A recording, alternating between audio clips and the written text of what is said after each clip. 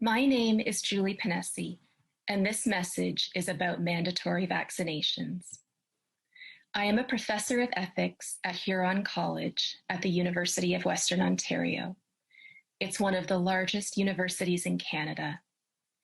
Today, I'm going to teach you a short lesson on the universally accepted ethics of coercing people into medical procedures. I'll be the example. My employer has just mandated that I must get a vaccine for COVID-19. If I want to keep working at my job as a professor, I have to take this vaccine. Here's my conundrum. My school employs me to be an authority on the subject of ethics. I hold a PhD in ethics and ancient philosophy. And I'm here to tell you it's ethically wrong to coerce someone to take a vaccine. If it happens to you, you don't have to do it. If you don't want a COVID vaccine, don't take one.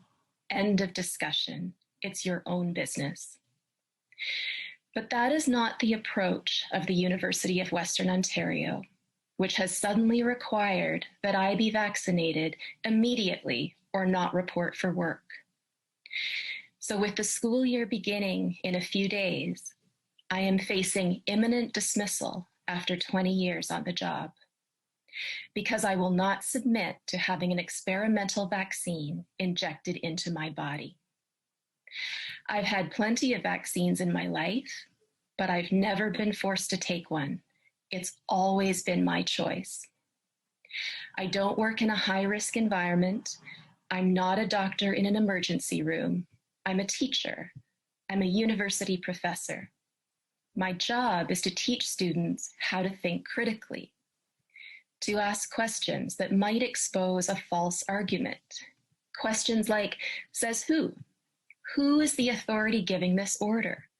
Should I trust them with control over my body? As a professor, I don't have to watch the news to find out if the COVID vaccines are safe. I read medical journals, and I consult my colleagues who are professors of science and medicine. I've learned from doctors that there are serious questions about how safe these vaccines really are. There are questions about how well they work. Nobody's promising that I won't get COVID or transmit COVID if I get the vaccine.